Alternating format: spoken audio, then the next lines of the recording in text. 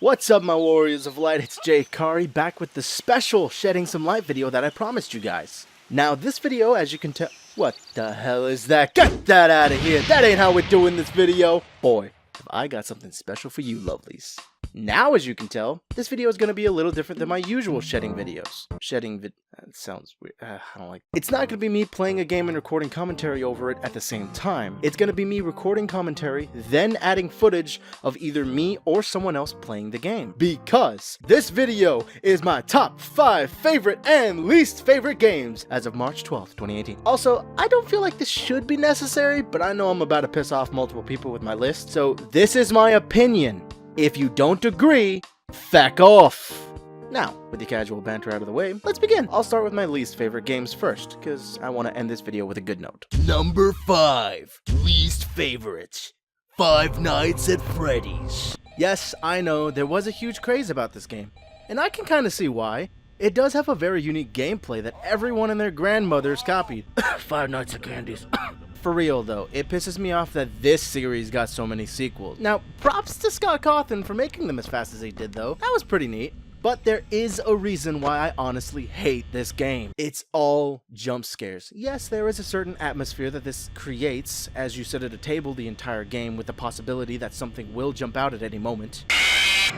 That makes for funny videos of people screaming, sure, but it relies too heavily on jump scares. The entire series is pretty much based around it. I understand that the lore is super deep, and trust me, I love making and hearing about theories. But that doesn't and shouldn't ever carry a game. In the end, I'm much more of a psychological horror kind of guy, even though I technically don't even like horror. The horror movies and games that make you think, and the thinking is what makes you scared. Not the points where you're uneasy because something might pop out any second. I know of a game that handles this kind of uneasiness perfectly, but I'll save that for later in the video. TLDW, I hate jump scares as a mechanic. It's lazy. Number 4. Least favorite. League of Legends and MOBAs in general. Okay, put down your pitchforks. I actually really love League of Legends. But what's the list called? My least favorite games. I could put some games that I actually do enjoy on here. Also, my list, my rules, feck off! And again, I do have a legitimate reason why League, or should I say MOBAs in general, are some of my least favorite games. The metas kill it for me. I'm not much of a competitive guy. I like playing games for fun, not because I want to enter tournaments and become #1 in the world at a game. Nah, I'd rather play Gauntlet Legends with friends than be yelled at by fuckboys who think I'm playing too slow for them. That is literally something my team threatened to report me in for CSGO. But guess what? I was alive, and you weren't. But then again, that's CSGO, not a MOBA. So what is it about MOBAs that make them some of my least favorite games? Again, the meta.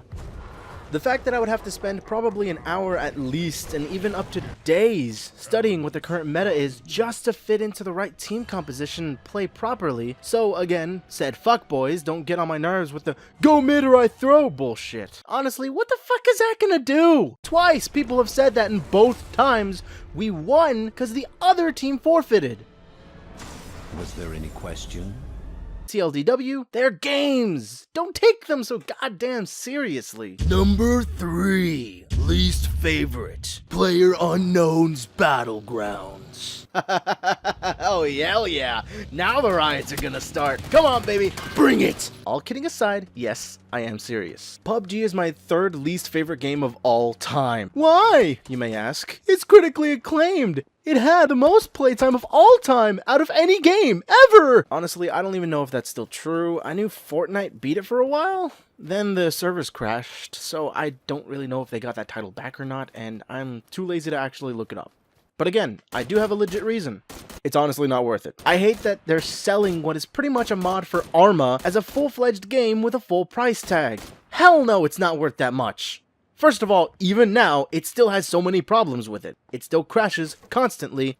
You need a decently beefy computer to play it even somewhat smoothly, and most of my friends have toasters. Second, look at every other Battle Royale game out. Most of them are secondary modes or add-ons to the game. Fortnite started off with a base-building wave defender game with the Save the World mode, as it's now known.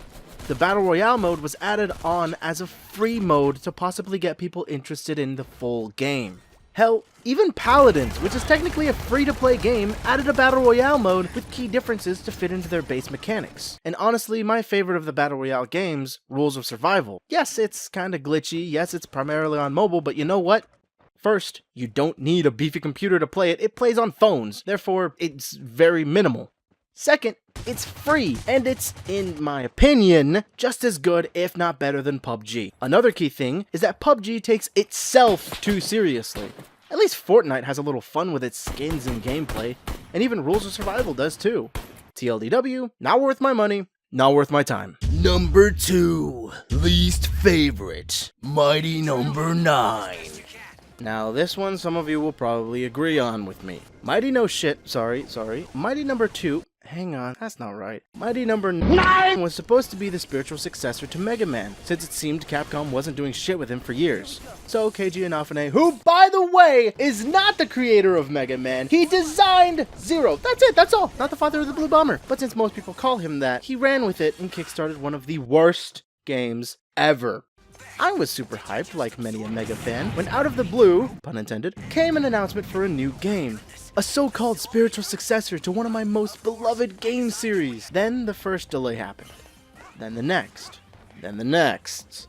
And so on and so forth until I honestly didn't care anymore. Once it came out, it was only $20, so I was like, fuck it. Worst decision ever. I invited a friend over who had been looking forward to it like myself, and we played it, switching off when we died. Oh, by the way, I had the Wii U version, which is the worst version of the worst game. That's 2 levels of worst. And by the way, whenever we died, we had enough time to go to the bathroom before the level loaded up again.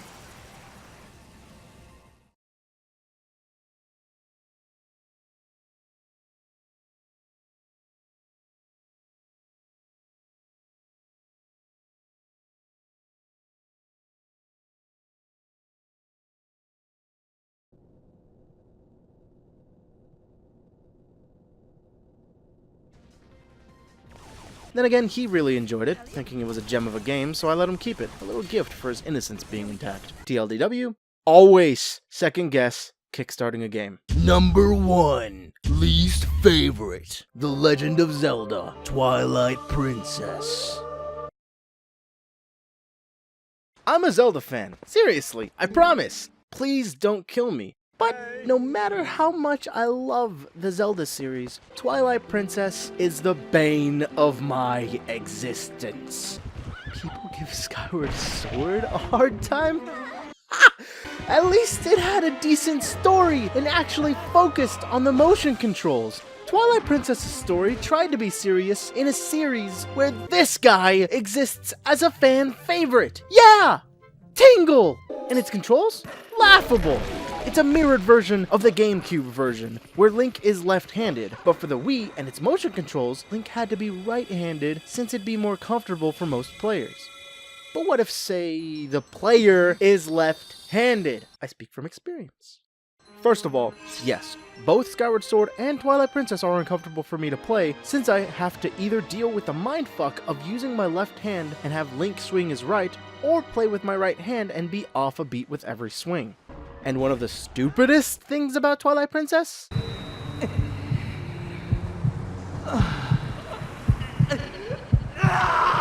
The fucking Wolf Link parts. They're not difficult. They just feel so shoehorned in that it's honestly less fun than kicking myself in the head.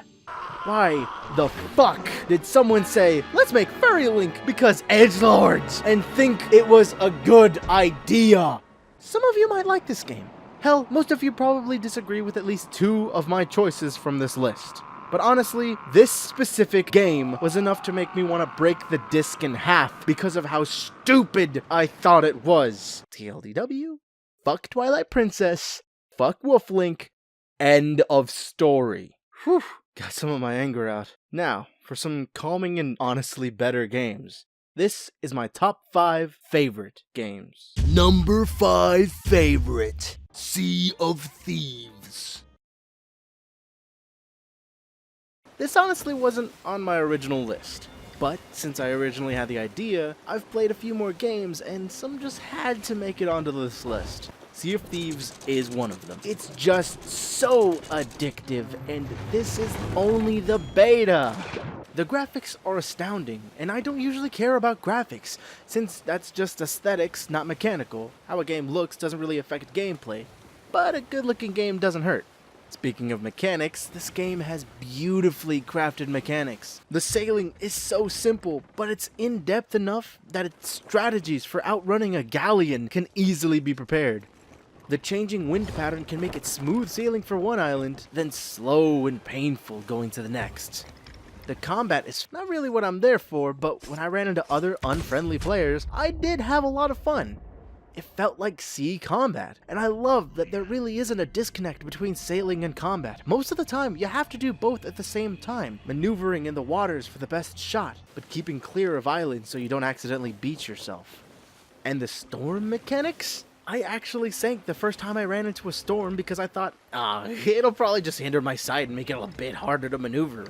I did not think that it would mess up my compass, make steering so difficult, and cause holes in my hull that I had to go fix, and also scoop out the water that was coming in. If I was playing with friends, we might have handled it a bit easier, but I was playing solo, so I had to do this all on my own, and I learned. The second time I ran into a storm, I immediately headed for an outpost to wait it out.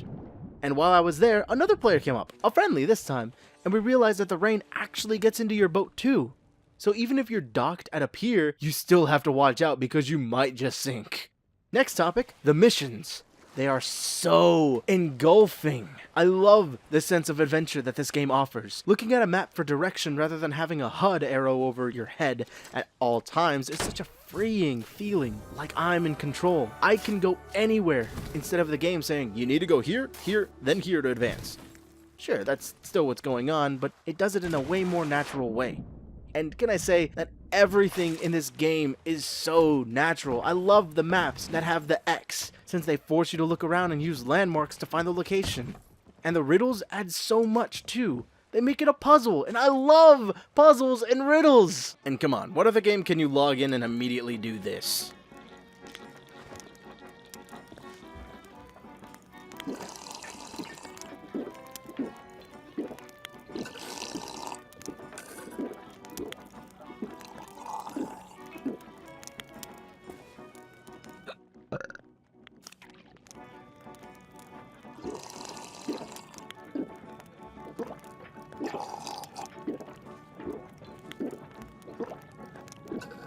TLDW, Rare is back, baby, and they're not holding hands. Number 4 favorite, Half-Life 2. Rise and shine, Mr. Freeman.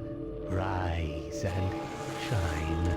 This game was on my to playlist for so long, but I never got around to it. Honestly, when I originally thought of my top 5 games, number 4 was Vanishing Realms, which was a VR dungeon crawling game. I really do love that one, and it's now number 6. So if you want to check it out, do so. It's worth it if you have a VR headset. But now that I have played Half-Life and Half-Life 2, Half-Life 2 is definitely number 4, hands down. Must be a mistake. The story is insane, but super awesome to piece together. And this is where I reference the theory stuff back from Five Nights at Freddy's. Again, I love making theories, and the Half-Life series is just set up perfectly for it. Granted, that means the story isn't complete, and honestly, might never be. But the story we can piece together is a grand, epic sci-fi thriller that can compete with any J.J. Abrams film. Speaking of which, hype for the possible Half-Life and Portal movies? But let's talk about the way the game plays because, oh boy, it's amazing. It starts off with a visit from the G-Man as he pulls you out of the stasis he put you in at the end of the first game, and it quickly gets you caught up to speed. The Combine, an intergalactic empire that goes around conquering planets, did just that. They came and conquered the planet. You later learn that it only took them 7 hours to wipe out all of the world's military. But it starts you off with no weapons and the basic clothes on your back as you make your way to Dr. Kleiner, who gives you back your hazardous environment suit, or HEV suit. While you're at his lab, though, you also meet Alex, who is waifu numero uno. From there, your adventure starts off. It doesn't really hold your hand in the sense that it says, do this, do that, this does this does that. But it feels very linear at times. Now, that's not a bad thing. That's actually one of the reasons I love this game so much, because I didn't think, Okay, how would I solve this if I were a game developer? The reactions I made were natural, and it pretty much always turned out to be right. There were only a few instances where I did get stuck for a bit, but I found out rather quickly what I needed to do. Now for the environment and the atmosphere. It switches so easily and naturally. It can make you feel proud one moment, enraged the next, then absolutely chilling. When you first walk into the Combine-controlled town square, you feel the despair as you look around. You get an idea of what day-to-day life is like when you go through the buildings. The moment you put on your HEV suit, the classic Valve theme starts playing, and it fills you with the feeling of power, as it should! At one point, you're forced to go into an abandoned section known as Ravenholm, and holy shit! I've played Left 4 Dead. I've played Fallout. I've seen enough of Last of Us to get the gist of it, but never had I experienced the chills that I did when going through there. Listening to the ramblings of Father Gregory, leaving him behind, hearing the faint hysterical laughter, made me think that I wasn't leaving a man to die. He was already dead. The way it made you ration shots at some parts was fantastic. Other times it gave you more than you needed, and you could usually discern by the weapon it gave you what might be around the corner. Oh, anti-air missiles? Guess a Combine dropship might be coming. Overall, though, I could be talking about this game for far too long, so I'll leave you like it left me, on a cliffhanger that begs for Half-Life 3. Is it really that time again? It seems as if you only just arrived. TLDW, go play it. It truly is a masterpiece. Number 3 favorite, Tetris. What can I say about this classic game that hasn't been said before? Not really much, but I'm gonna say it anyways. For those of you who lived under a rock or were born after 2000, Tetris is a puzzle game where blocks arranged in certain shapes fall from the top of the screen, and you get to position them wherever you like until they touch either the bottom of the screen or other blocks. The point is to make full lines of blocks so they disappear and you gain points. Keep doing that for as long as you can, without letting them stack up to the top. If they do, your game is over. You don't necessarily lose, you're just going for a higher score. And that's where the replayability comes in. This game is the epitome of replayability. The concept and mechanics are simple enough that even a TI calculator could play it. It was even on my old flip phone as a free game. I have it on my current smartphone, I have Puyo Puyo Tetris on my Switch, I have it bookmarked on my Chrome, and I even have Tetris DX for the Game Boy, which is the one I mainly play. Even though I love other puzzle games like Minesweeper, Sudoku, Solitaire, and the runner-up for number 3 on this list, Portal 2, none of them give me the same satisfaction, and none of them can I play for as long as I do, as and with Tetris. TLDW, it's a classic for a reason, guys. Number 2 favorite, The Legend of Zelda: A Link Between Worlds.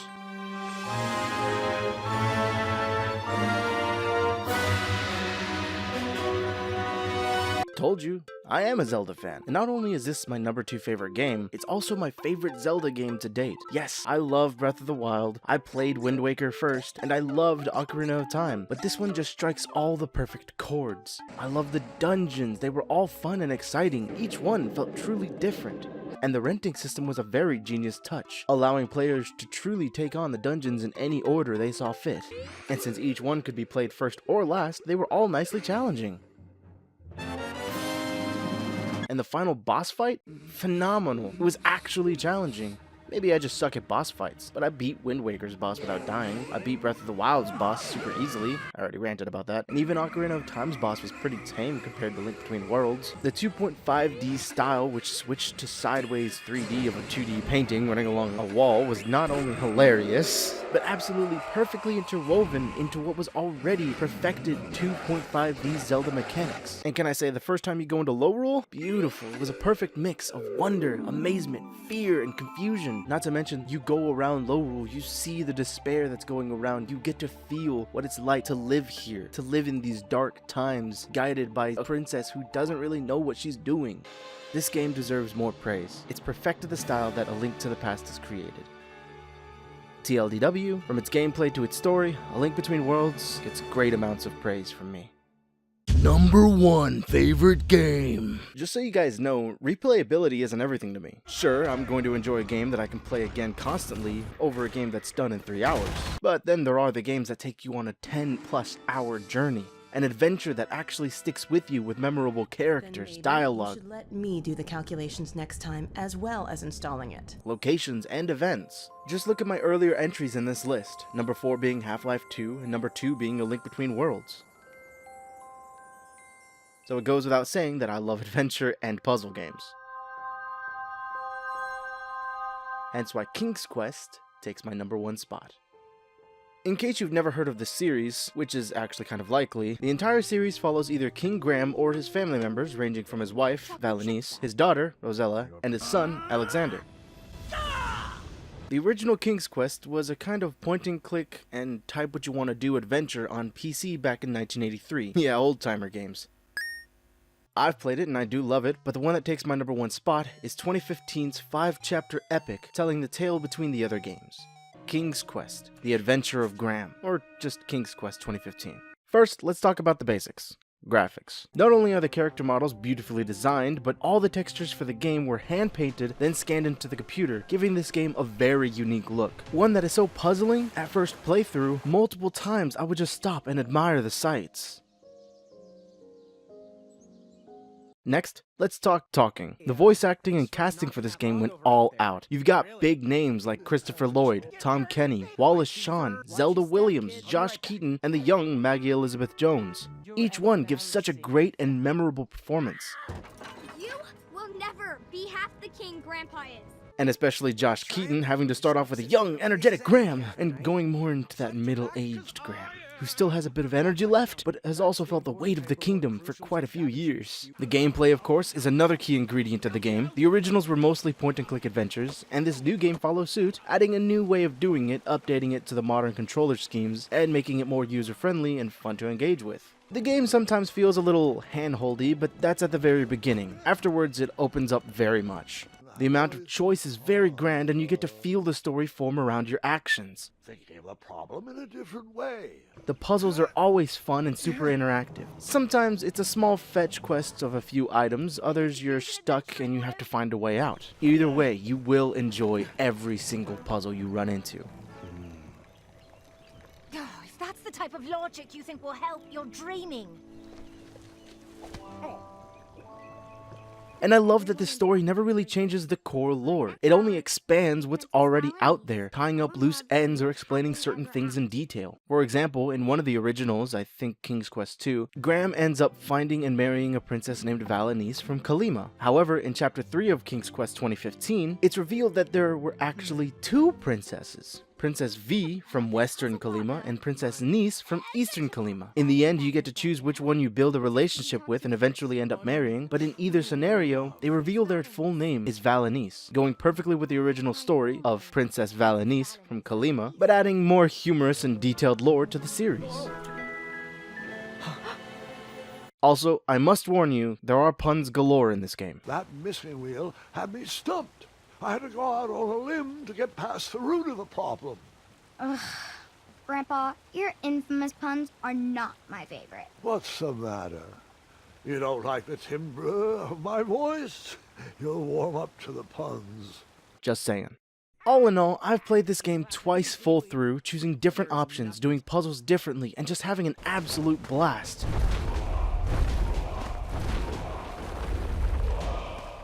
Oh, yeah. Oh, can't stop.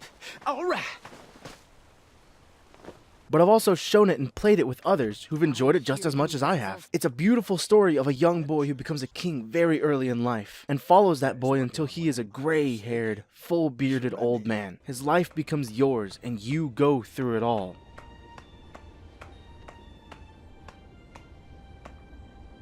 TLDW, from its hand-painted textures, to its lovable characters, and to the ends of Daventry itself, King's Quest is a very beloved game to me. For all its puns, puzzles, heartwarming scenes, and heartbreaking conclusions, this series is definitely worth a try. Hopefully you guys fall in love with this series like I did.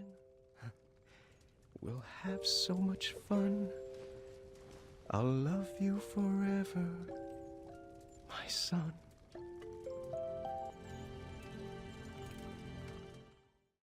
That's the end of the lists. I hope you guys enjoyed, and maybe I shed some light, pun intended, on a few games that you didn't know about, or maybe I shared my opinion on a game you wanted to know about. Either way, remember, this was all my opinion, Some of the games in my least favorite list are still very fun and I actually do enjoy. Don't take it as a be-all, end-all list of games that are for sure the worst and best. Thank you guys for watching, and I'll catch you guys next time. Jay Hikari, logging out.